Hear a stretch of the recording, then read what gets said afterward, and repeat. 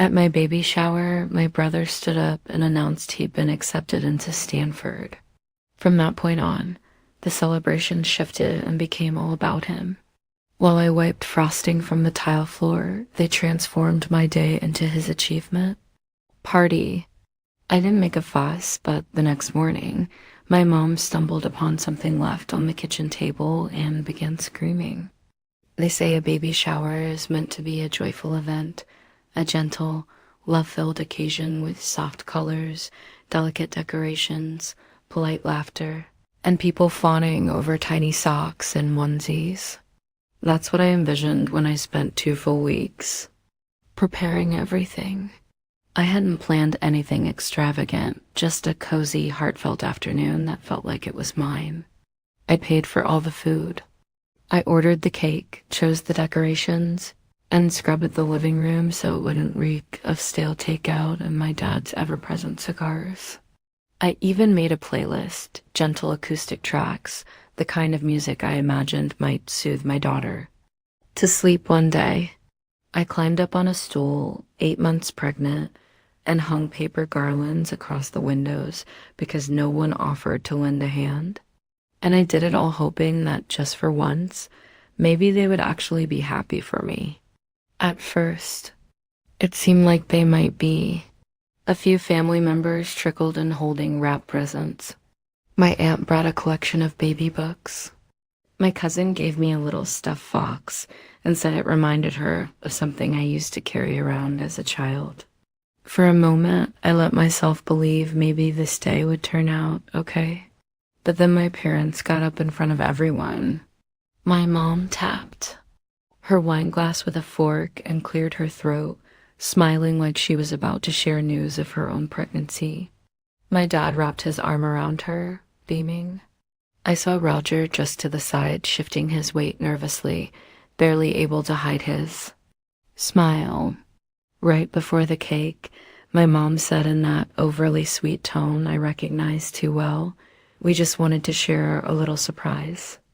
I knew immediately this wasn't going to be my moment anymore. Roger stepped forward, holding up a letter like it was something sacred. "I got in," he said, glowing. "Stanford, full acceptance." The room burst into applause. Someone even let out a cheer. My aunt, who had just minutes earlier told me how excited she was to meet my baby, rushed to hug him like she'd just won the lottery. And just like that, the entire atmosphere shifted. You could feel it like someone had uncorked a bottle labeled better news, and everyone eagerly drank it up. My baby shower morphed into a college celebration in less time than it takes to light. Birthday candles. No one had to say it aloud. It was obvious. The shift wasn't verbal. It was physical. Chairs scraped across the floor, rearranged around Roger. The snack table I had arranged with such care turned into a buffet for his congratulations. The cake I had picked out with so much thought. It sat untouched, forgotten, like the reason we were supposed to be gathering. Then his friends started showing up, not mine, his. A wave of loud teenagers with backpacks still slung over their shoulders crashed through the door like they owned the place. One of them shouted, "Where's the party at?" Another came in carrying a speaker, already blasting music loud enough to shake the windows. The quiet lullaby playlist I had carefully built, it vanished under thumping bass. I was still holding a cup of ginger tea someone had given me, still wearing the soft pink sash that said, "Mom-to-be," the one my cousin had bought just for the occasion. No one noticed. They shifted the gifts off the main table to make room for alcohol and soda. My mom mentioned offhandedly that we'd cut the cake later once things settled down, but then the cake got shoved aside. Someone plopped a 2L soda bottle next to it, which tipped and spilled fizzy syrup down the frosting. I picked up a napkin and started blotting it. The frosting had smeared onto the table. I got down on my knees to wipe it properly before it dried. And while I was kneeling, 8 months pregnant, wiping frosting off the floor like some afterthought maid, someone stepped over me to hug Roger. They didn't even say, "Excuse me." I stayed there for a few seconds, just crouched on the floor, hands sticky with icing, breathing in deep through my nose while they laughed and shouted over my head. I could hear Roger in the other room talking about campus visits and dorm preferences. My mom was bragging about the tutors they'd hired to help him reach his potential. The same mom who told me at 16 that college was a scam and I should just get a job at the supermarket. So I did. I worked shifts until my feet ached, then came home and packed shipping boxes for my tiny online shop. I figured things out on my own. And when my business started to grow, I didn't ask them for anything. I paid bills, I saved, I bought this house with money. They didn't even know I had, but somehow they still believed it was theirs. My mom once said I was lucky to be able to live at home during my pregnancy. She said it like she was doing me a favor, completely forgetting that I paid the mortgage, the utilities, and even part of Roger's tutoring last year. It all played in my head as I slowly stood up, sticky napkin still in hand. I looked around the room. My decorations were crumpled. My baby name banner had been pushed aside to make space for a hand-drawn sign that said, "Congrats, Roger." I didn't cry. I didn't yell. I walked to the kitchen, washed my hands, dried them on a dish towel, and I went to my room. I closed the door, sat on the bed. My back ached. My feet were swollen, but my head was clear down the hall. The music thumped, like a pulse that didn't belong to me. I picked up my phone, opened a folder I'd been quietly building for weeks. I didn't argue, but I also didn't forget. I used to think things were equal when we were little, that we were just two kids in the same storm trying to stay dry under the same leaking roof. But when I look back now, really look, I can see the way the scales were always tipped. Even in the small things, when I was 6 and Roger was 4, he threw my favorite doll in the fireplace. I cried for an hour. My mom told me it was my fault for leaving it where he could reach it when I said that wasn't fair. She sent me to my room for talking back. Roger got dessert that night. I didn't. In 3rd grade, I won 2nd place in the spelling bee. I came home beaming, holding the ribbon like it was made of gold. My dad glanced at it and said, "Just 2nd, maybe next year." When Roger won a participation medal in a soccer tournament, they threw him a pizza party when I got a B on a math test in 8th grade. My dad said, "Well, at least you're trying." When Roger got the same grade a year later, he got a tutor and a full lecture about unlocking his brilliance. I was expected to help around the house because I was more mature. I did dishes while Roger played video games. I cleaned while he got praised for remembering to take out the trash once a week. I was told to be patient, to be grateful, to set an example. The older I got, the more invisible I became.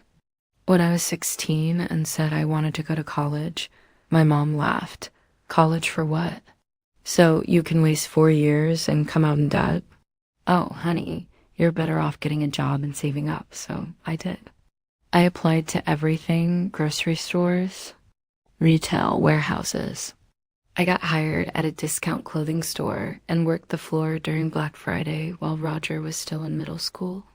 By the time he was 16, he had a brand new laptop, 3 private tutors, and a college prep coach. My parents took out a small loan to cover it. They called it an investment. They never asked me if I needed help with anything. I remember once at 17, I got into a minor car accident on the way to work. I wasn't hurt, just shaken. I called my mom from the side of the road. She sighed and said, "You should have been more careful," then hung up 2 years later. Roger dented his fender in a parking lot, and my dad left work early to go comfort him. He told everyone at dinner that night how grown-up Roger had been for us. Calling him at 19, I started my online shop. It was small, just reselling clearance items and shipping them from my bedroom. I packed orders at night, sometimes falling, asleep beside the printer. I never told anyone how many returns I had to eat, how often shipping delays made customers furious. I just kept going and slowly it worked. It wasn't glamorous. It wasn't flashy, but it was stable enough to quit my job enough to build something real. When I bought the house, I didn't tell my parents right away. I just invited them over and handed them the keys. My mom cried. My dad patted Roger on the back and said, "Now your sister has a place where we can all be together." They moved in. The next month, they never asked if they should contribute, never offered to split bills. They acted like I was doing what any daughter would do. I let it slide. I told myself it was temporary. I thought maybe if I gave enough, they'd finally see me. When I told them I was pregnant, I expected shock, disappointment. Maybe what I got was worse. "Oh," my mom said, blinking. "Oh, I guess that's happening." My dad asked if the father was in the picture. I said no. They nodded. No follow-up, no congratulations. They told Roger at dinner. The next night, he laughed and said, "Guess we'll have to baby-proof the Xbox." I'll have to, but only because it was easier than crying. When I offered to hire someone part-time to take over some of my order fulfillment so I could rest during the last few months of pregnancy, my dad asked, "Are you sure you can afford that? What about Roger's application fees?" I wish I could say that was the moment I broke, but it wasn't. It was just another weight added to a pocket already dragging me down. Something shifted, though, quietly. I started digging, researching, asking the right questions, getting ready because if they weren't going to protect me, then I had no choice but to protect myself and my daughter. I didn't want her earliest memories to be of me cleaning up after people who treated me like a utility. I didn't want her to grow up thinking that love was something you earned through silence and constant sacrifice. So I kept smiling, kept saying yes, kept helping. Every time someone needed something, I'd reply, "Of course," even as I kept quietly planning. That baby shower had never really been about me. Not in their eyes. To them, it was just another excuse to host, to gather, to flaunt their version of family. But it also became the last time I would allow them to take over like that. They just didn't know it yet. The house was silent, but not the peaceful kind. It was the sort of stillness that hangs heavy, like the split second before a scream, like a breath being held too long. I stood in the kitchen, pouring a mug of tea, the gentle hiss of the kettle, the only sound surrounding me.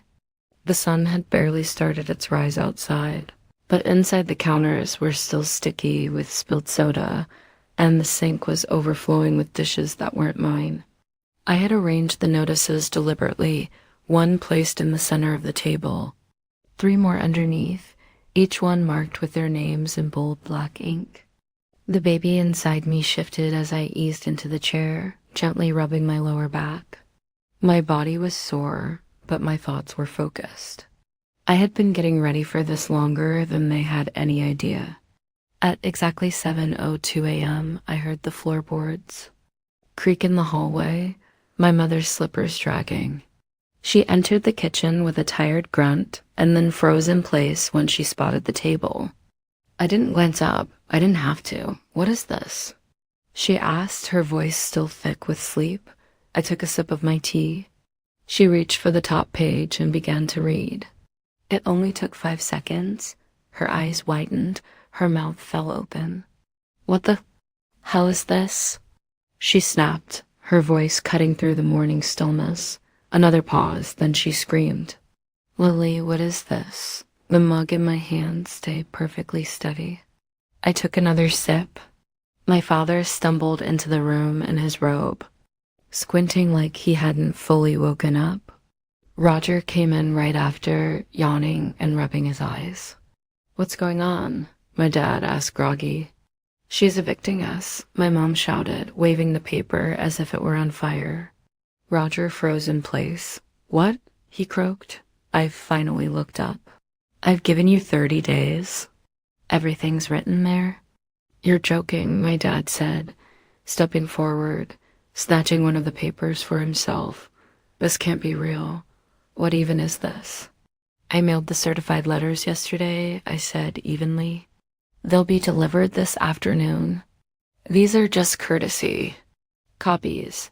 You're kicking us out? Roger's voice cracked. What is wrong with you? I'm taking my house back. My mom's hands trembled, and when she spoke again, her voice broke completely. After everything we've done for you, she shouted. You're really doing this now? Now, when you're about to give birth? No, I replied. I'm doing this because I'm about to give birth. Roger slammed his palm against the table. The stack of papers slid off and scattered across the floor. You're blowing this way out of proportion, he yelled. It was one party, just one stupid party that got too loud. Jesus, Lily, it was one party. I stood up slowly. You took my baby shower. You turned it into a frat night. You let people I didn't even know trash my house while I was scrubbing frosting. Off the floor, like the damn maid, we were celebrating. He shouted, it wasn't even a big deal until you made it one. My mom rounded the table like she might physically block me. This isn't just your house, she cried. We've lived here for years. Yes, I said, Runtry. My dad stepped forward, arms out like a mediator. Come on, he said. We're family. This is just emotions running high. You don't really want us out. We'll clean up. We'll apologize. We'll make it right. I stared at him. No, I said, you'll gaslight me into thinking I'm overreacting like you always do. Then you'll go back to pretending this house and my life are yours to manage.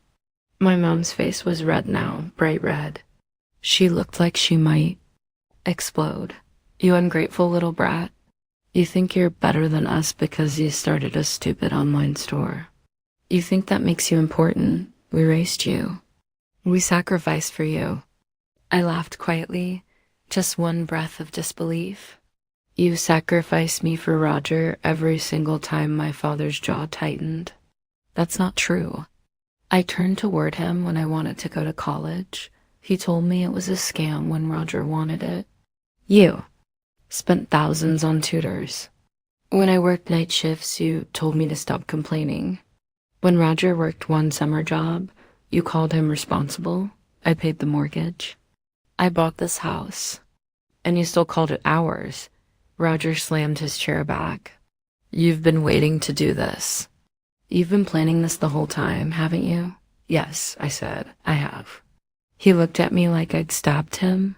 You're throwing your family out over a stupid party, over a moment that's sick. It wasn't a moment, I said. It was every moment for years. This just made it obvious. My mom dropped to a chair and started crying, loud, dramatic sobs like a soap opera actress. How are we going to live? Where are we supposed to go? What will people think?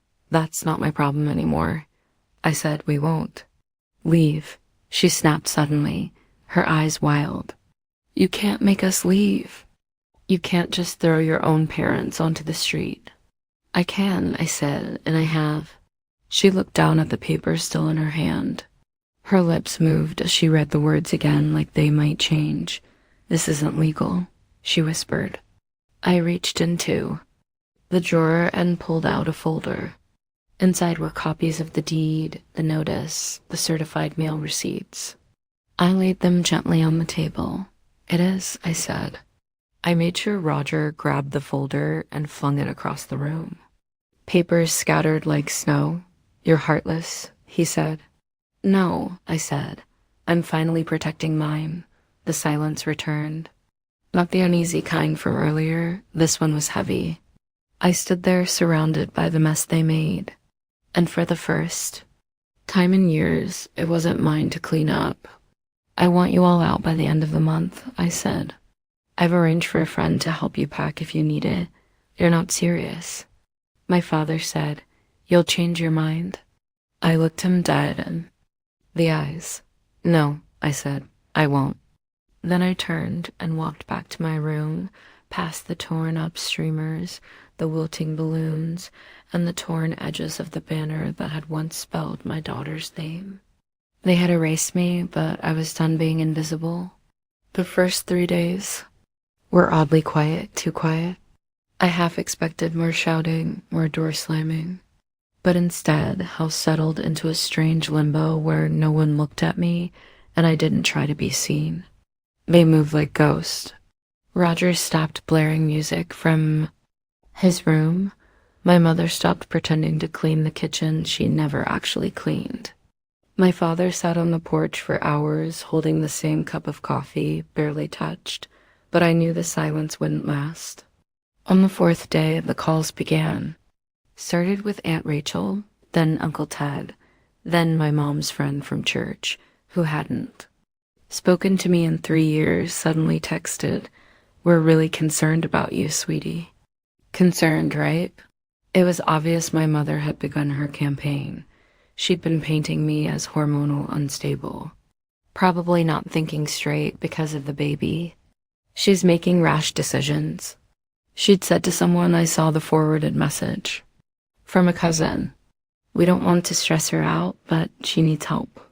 They were spinning it as concern, as love, as the kind of emotional pressure designed to make me feel like the bad guy. The next day, my father asked to talk. "We'll start contributing," he said, "rent bills." "We should have done that before. You're right." He said it like it was a peace offering. Like it erased everything you had. Years, I said.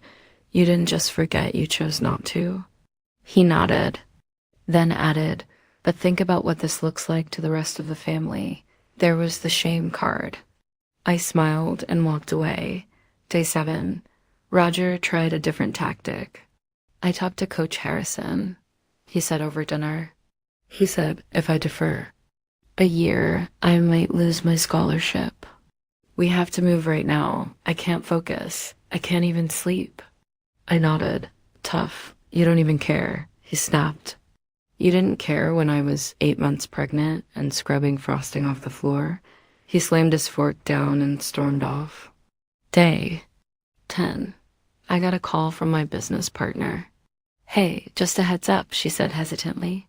Someone emailed me anonymously claiming, "You're emotionally unstable and might not be able to handle running the business after the baby comes." They suggested I start looking at new leadership. My stomach sank, but only for a moment. I took a screenshot of the email, cross-referenced the language with messages my mother had sent before. It matched word for word. I didn't reply. I forwarded it to my lawyer. Day 12. They stopped pretending my mom cornered me in the hallway. "I know you think you're strong now," she hissed. "But when that baby comes and you're exhausted and overwhelmed, we'll see how long this lasts. Don't come crawling back when you realize you need us." I looked her in the eye. I already realized. I don't. Day 16. A sheriff's deputy dropped off a letter at the front door. My dad opened it, read it, and punched the wall. "Court filing," he muttered. They had hoped I wouldn't go through with the eviction legally, that I'd crack, that I'd give up, but the papers were filed. The hearing was scheduled. I wasn't backing down. Day 21. They tried guilt again. My mother sobbed loudly in the living room, loud enough that the neighbors probably heard. She listed everything she'd ever done for me. How she let me live at home. How she watched over me during my pregnancy. How she sacrificed her peace for me. I sat in my room, noise-canceling headphones over my ears, finishing baby registry updates. Day 25. Roger called his girlfriend over and loudly said in the kitchen, "She's crazy. She's going to ruin her kid's life without us." I walked in, looked at his girlfriend, who had been at the baby shower, and said, "You helped ruin my baby shower. You might want to leave before."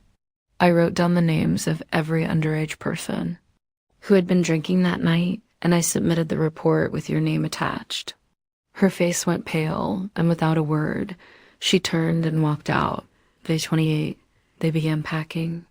Suitcases started appearing like shadows in the hallway. Reluctantly, gradually, a bag here, a box there. I didn't smirk, didn't even crack a smile. I simply waited. By the 30th day, the house was already halfway empty.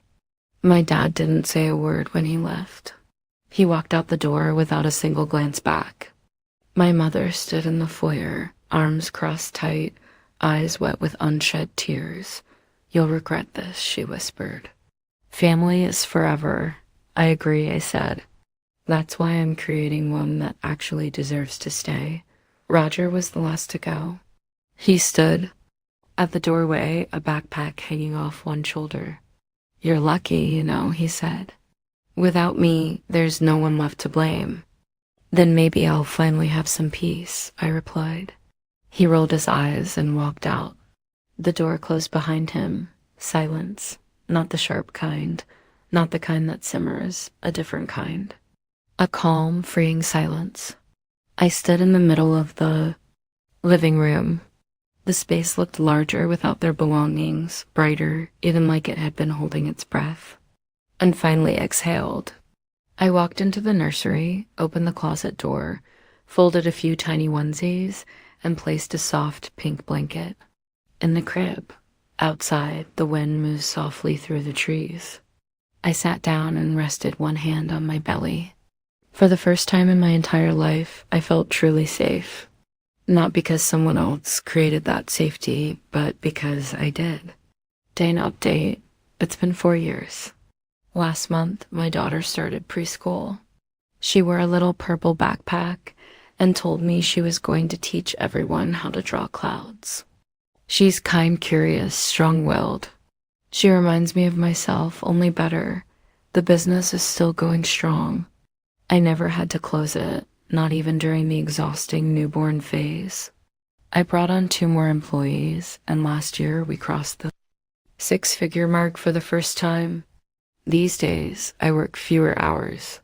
I don't grind like I used to. Now, I finally have room just to be. As for my family, we haven't spoken since the day they left. I never reached out, and they never tried either. But you know how relatives talk, weddings, funerals, people love to whisper. From what I've heard, Roger dropped out after his first year. Turns out it's hard to keep up when no one's there to clean up after you. My parents moved in with one of my uncles, but that didn't last long. Word is he kicked them out after 6 months, unpaid bills. And my mom apparently was impossible to live with. They're not doing well. And no, I don't feel good about that. But I don't feel guilty either. I gave them opportunity after opportunity. All I ever asked for was the bare minimum. And when they refused to meet even that, I finally stopped giving. Everything. Some people say family is unconditional, but to me, respect should be. So